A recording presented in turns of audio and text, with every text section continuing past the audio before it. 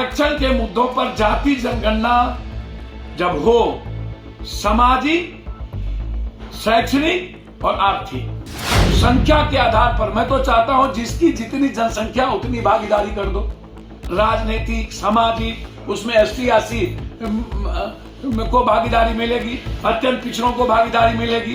मुझे तकलीफ हो रही है कि लोग पक्के के मकान के पास जाकर के जाति पूछ लेते हैं और संख्या पूछ लेते हैं, कौन जाति का है, कितनी जनसंख्या, लिख देता है। नमस्कार, मेरा नाम उत्कर्ष है। आप लाइव सीरीज देखना शुरू कर चुके हैं। बिहार में जातीय आधारित जनगणना शुरू हो गई है और ऐसे में जाप सुप्रीमो पप्पू यादव ने साफ कहा है कि बिहार में जातीय आधारित जनगणना हो, जिसकी जितनी भागीदारी है, जिस जाति के लोग हैं उनको उतनी भागीदारी मिलनी चाहिए। इतना ही नहीं, उन्होंने यह भी कह दिया है कि केवल पक्के मकान की गिनती न हो, जो कच्चे मकान में लोग रहते हैं उनकी भी गिनती हो। क्या कुछ बिहार के मुख्यमंत्री और अधिकारियों से अपील कर रहे हैं पप्पू यादव, पहले आप सुने।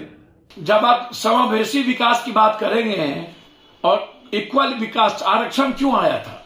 आरक्षण लाए गए थे समाज के जो शैक्षणिक रूप से कमजोर लोग हैं, सामाजिक रूप से कमजोर लोग हैं, उसको डेवलप करने के लिए, उसको बराबरी में लाने के लिए। लेकिन अभी तक कोई मूल्यांकन नहीं हुआ कि कौन एजुकेशन में पढ़ा, कौन नहीं गया, कौन अत्यंत पिछड़े के लोग आज तक एजुकेशन में डेवलप किए कि नहीं।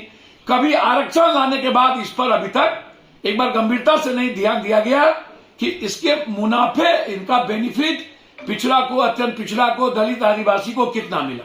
9 करोड़ 68 लाख आदिवासी है, उसमें उनको मिला कि नहीं, दलितों में किसको मिला, किसको नहीं मिला, अत्यंत पिछड़ा में किस जाति को मिली, कौन जाति नहीं, अभी तक हम सक्सेस कर पाए।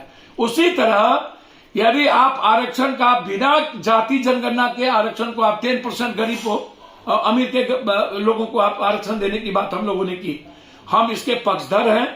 किसी भी कीमत पर आरक्षण के मुद्दों पर जाति जनगणना जब हो, सामाजिक, शैक्षणिक और आर्थिक, मैं चाहता हूं कि किसी भी कीमत पर जाति जनगणना में एक सबसे महत्वपूर्ण 2 बात का ख्याल रखने की जरूरत है। उसमें बगैर बेरोजगारी और गरीबी के जनगणना के, आप जाति जनगणना का जो आप एक बड़ा फ्रीडम चाहते हो कि हमें उन वर्गों को आगे लाना है जहां पर आज तक संख्या के आधार पर, मैं तो चाहता हूं जिसकी जितनी जनसंख्या उतनी भागीदारी कर दो, राजनीतिक, सामाजिक, उसमें एसटी एससी को भागीदारी मिलेगी, अत्यंत पिछड़ों को भागीदारी मिलेगी।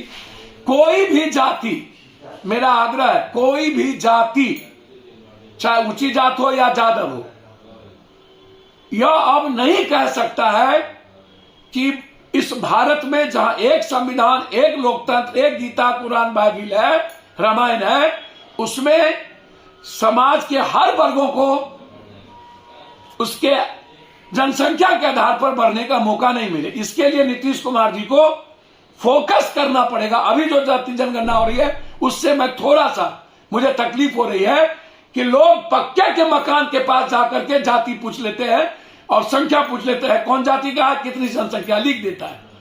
झोपड़ी, अब एक झोपड़ी में 10 आदमी है क्योंकि उसके पास 2 झोपड़ी नहीं है। तो आपने साफ सुना किस तरीके से जातीय आधारित जनगणना को लेकर पप्पू यादव का स्टैंड साफ हो गया। साफ वो कह रहे हैं कि केवल पक्के मकानों को नहीं, कच्चे मकानों को भी गिनती में लाया जाए, तमाम तबके के लोगों को जातीय आधारित सूची में लाया जाए। और साथ ही साथ उनका यह भी कहना है कि जिसकी जितनी हिस्सेदारी है उतनी ही भागीदारी भी मिलनी चाहिए। अब देखना होगा कि इस बयान के बाद क्या नीतीश कुमार या बिहार सरकार उनकी बातों को मानती है। फिलहाल खबर में सिर्फ इतना ही। आप हमारे साथ बने रहें। हमारे चैनल को सब्सक्राइब नहीं किया तो जल्द से जल्द कर लें। बहुत बहुत धन्यवाद।